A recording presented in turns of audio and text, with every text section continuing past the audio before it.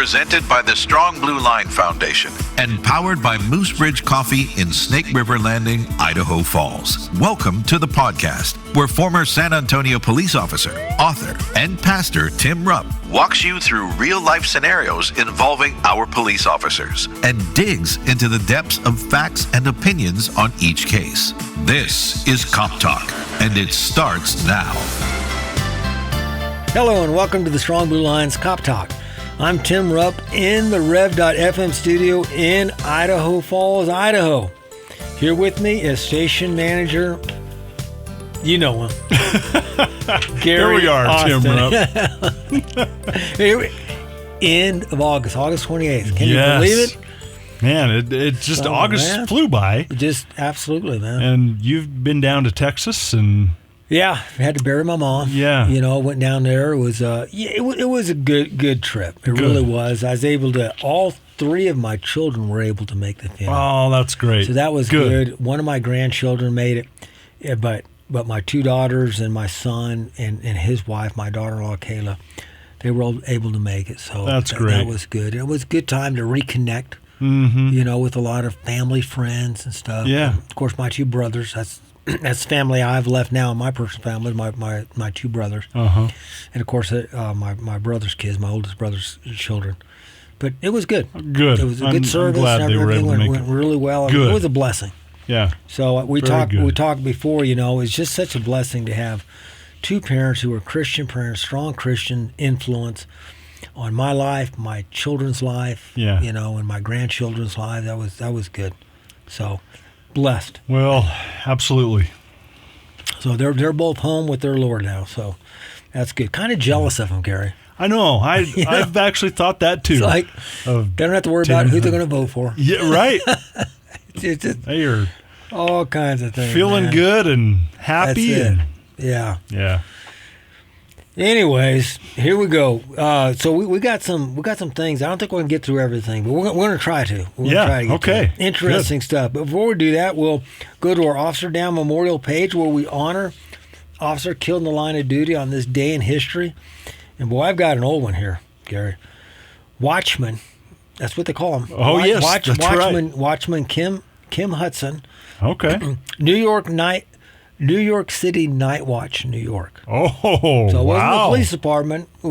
They were night watchmen. Watchman. Huh. So Watchman Kim Hudson. End of watch Sunday, August 28th, 1836. Oh, okay. 1836. Way before Civil War. Yeah. Here we This go. was 1836. That's the year the Alamo was attacked. Oh, yeah. That's so right. that's what was going on Okay. way over there Yeah. when Texas wasn't a part of it. It was just its Right. own, where Mexico owned Texas. Yeah. And so Texas was fighting for its independence. Anyways, up in New York, Watchman Kim Hudson was stabbed to death when he attempted to break up a dispute and restore order near the intersection of Pine Street and Front Street.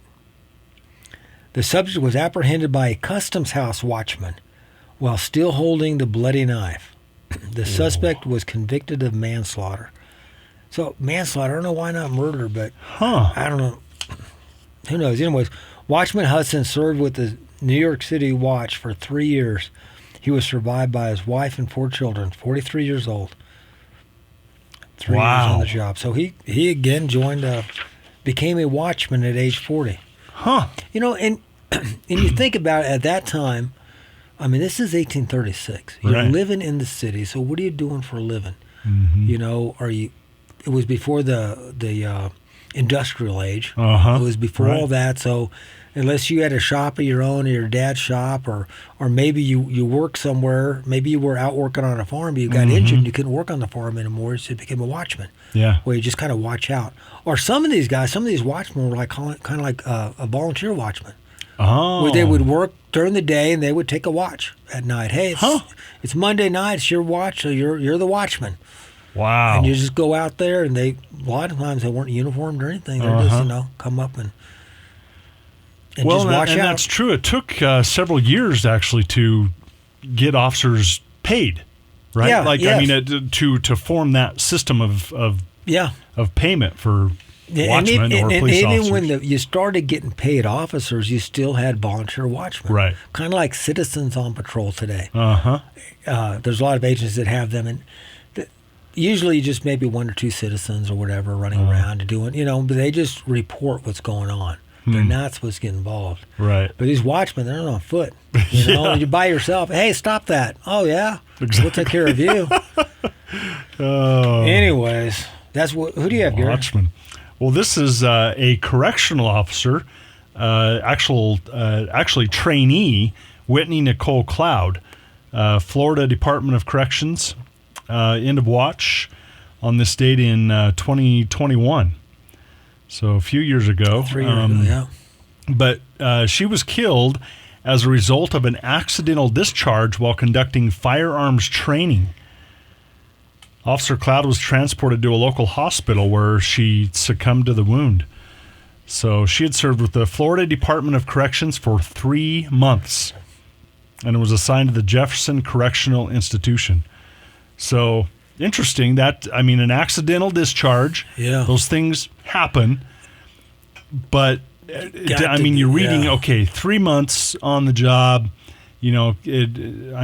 obviously it was a mistake, accidental.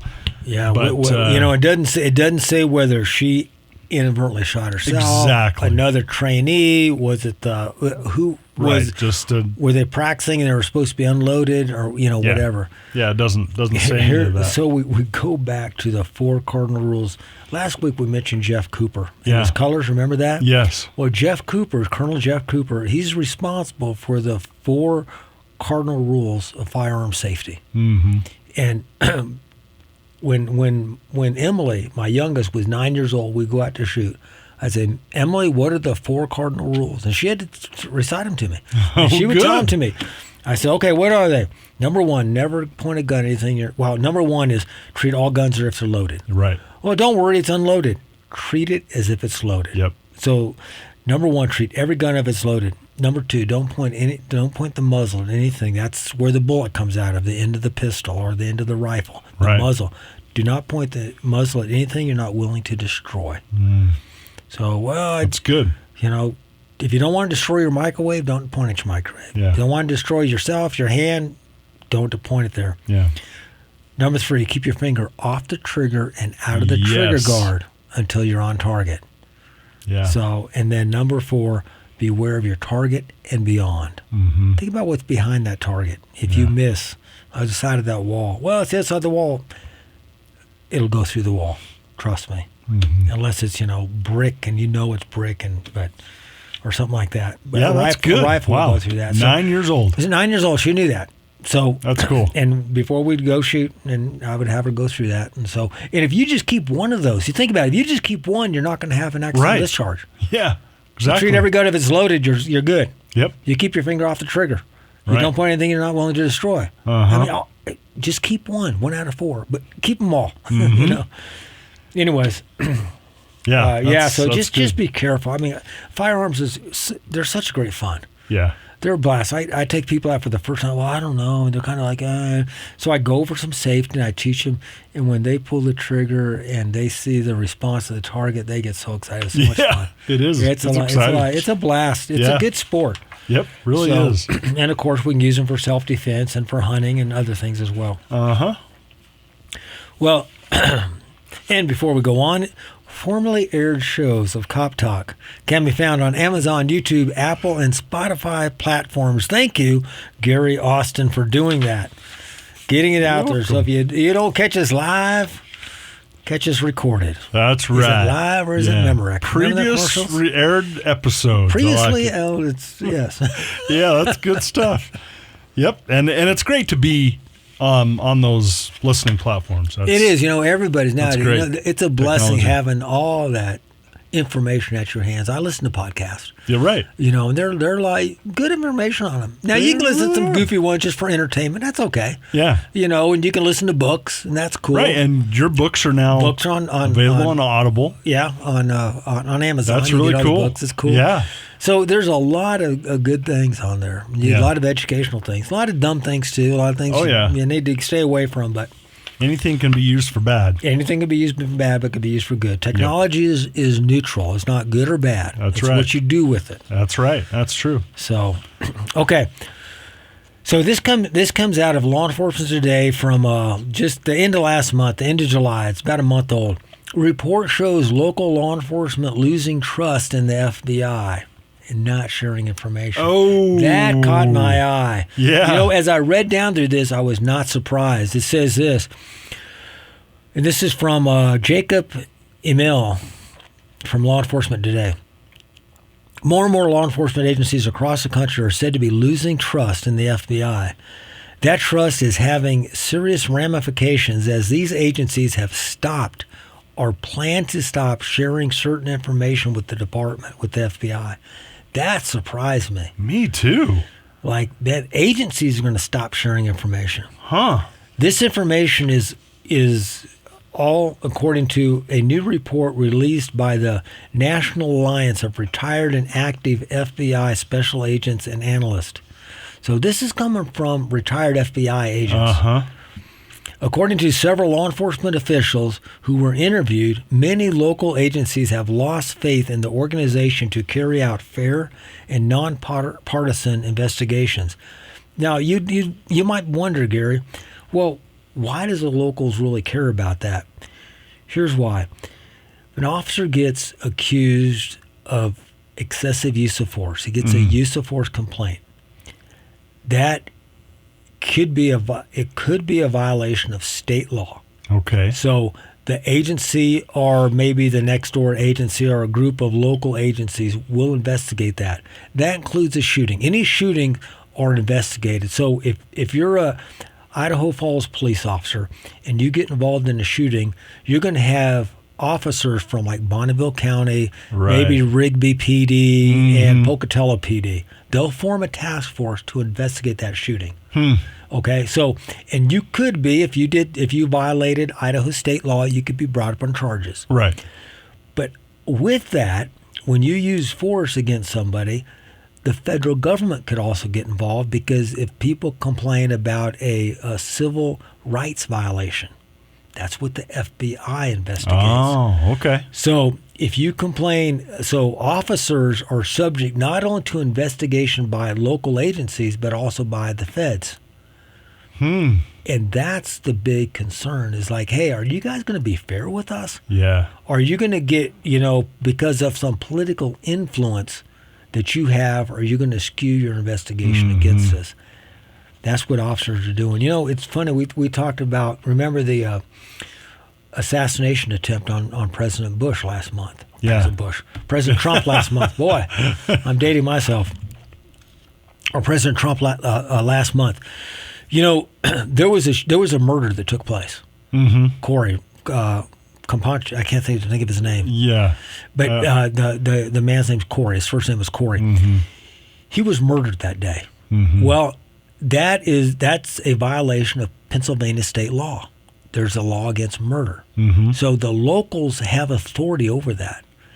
They can also defer to the feds because it was at a federal event, if you will. Okay. But the feds could take that. Uh-huh. The state could take that. So there could be several investigations on that one thing. Huh. So there's more there's more than meets the eye when you're talking about feds. And you say, well, feds just going to come over and take over this murder investigation. No, they're not. No. They have no jurisdiction over state law. They enforce federal law and only federal law. And so I'm not really sure if they even have authority over that situation. Because it wasn't. That's a good point. It was a civilian that was killed. It was a citizen of the state, a civilian, and so it's going to be interesting how that's going to come out. Anyways, let me get back to this report. The report lists several key findings, such as some law enforcement believing that the federal agency is full of biases and that there's a lack of confidence in leadership and in various task force within the agency. Law enforcement officers have also cited that they often feel disrespected and not valued by the FBI. The report also points a picture of narcissism and a cultural of being obsessed with promotion and moving up the promotion ladder. Interesting. Yeah, I want to address this. It said they often feel disrespected and not valued by the FBI. Now, the head of the Secret Service stepped down. We know that. She quit. And then her deputy stepped in, Right. and I was watching him testify, and he gave a news conference a couple of weeks ago, and I respected his news conference. He said in there that they had the utmost respect for local law enforcement. He said that he was a former local police officer, so he understands the value that police officers bring. Right. See, a lot of people outside of law enforcement, they think the FBI, they're all the smart ones and they got it all. It's like they depend on local law enforcement Yes. for their intelligence and for their stuff. So it's good that they did that, but there's a problem with them, the FBI, according to this report. It also seems that a lot of this distrust in the FBI has stemmed from the Mar-a-Lago raids and the way the January 6th riots was handled, and we saw that, what's going on with all that. This distrust has led to a lack of information sharing between law enforcement and the FBI, which is vital in many instances. Local law enforcement provides valuable insight into communities in which they live and represent. This data cannot be as easily and effectively obtained by a massive federal agency like the FBI. Here's the deal, Gary. The beat officer knows his beat better than anybody else. He knows where the crooks are at. He knows the good guys and the bad guys, and the people will talk to him. Yeah, Or her. that's true. Because they get to know him. Yep. They maybe most likely they grew up in the area or they live in the area. They're Right. not some Fed coming in from who knows where that talks like I ain't talking That's to you. true. You know, you Yeah. just think about it. Whistleblowers said they feared that the FBI leadership would exploit any information provided to them to violate the law and the constitutional rights of suspects who are under investigation as well as innocent citizens. I found this interesting. The FBI is usually looking at officers for violating civil rights. And now the FBI whistleblowers are saying that, hey, the FBI guys They're are maybe doing doing it. it. Wow. Some local law enforcement officers worry about being targeted for their own political beliefs. They believe the partisan leanings and self-obsession within the agency is taking away from its main mission. That's so critical, Gary. Really I don't is. care if you vote Democrat, Republican, Independent, or you don't vote. Just enforce the law fairly to everybody. Don't let your political bias affect your decisions. Additionally, the agency has also adopted many DEI practices. You know what DEI stands for, don't you? No. Diversity. What is that? Diversity, inclusion, and Oh, inclusion or so something. yeah. I saw a thing the other day. The girl asked Mom, "What's DEI stand for?" And she said, "Don't." What was it? Didn't earn it. That's what Didn't earn it. didn't earn it. Oh, that's hilarious. Multiple associations, as seen as DEI hires, have also led to even more distrust as police perceive that agents are not being hired for their skills and abilities, but rather to check a box, so to speak. Diversity, equity, and inclusion. Yeah. That's what There it you go. stands for. Diversity, equity, Okay. inclusion. I always forget. I thought didn't earn it was better. Me too. I like that. The review also concluded that the culture of narcissism often starts within the academy. Further, taxpayer dollars are seen as not being spent effectively within the agency. A recent whistleblower report revealed that conservatives were being purged from the agencies solely on the basis of their beliefs. It was also reported that agents were given a survey about how they viewed President Trump and the COVID vaccine.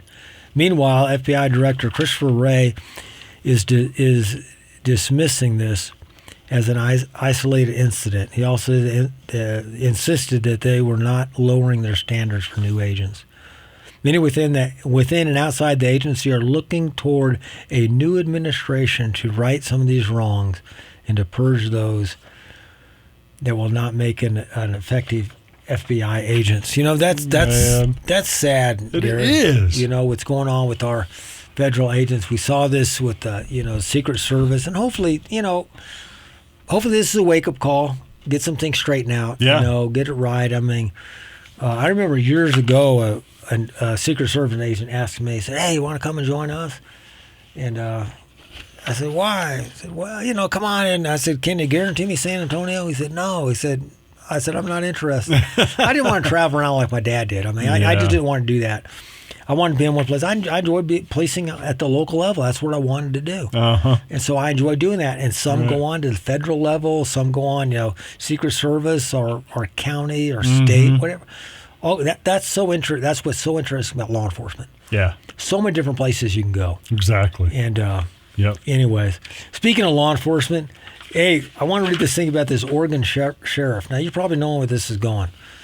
Multnomah County Sheriff. In Multnomah County, that's the county that Portland's in. Right. So you know where it's at. Yeah.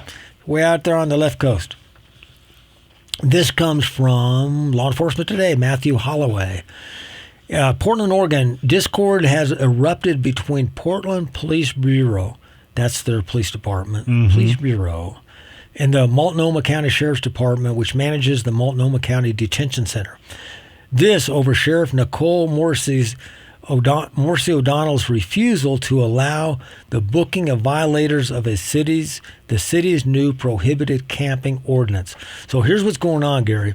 The city passed an ordinance finally saying you cannot camp within the city limits. Right. You can't just set up in the downtown city park and camp. Yeah. You will be arrested. Well, the sheriff said, we're not taking them. See, the sheriff runs the detention facility. The sheriff is in charge of the jail and all that. So they said, we're not taking them. As a result, Mayor Ted Wheeler has reportedly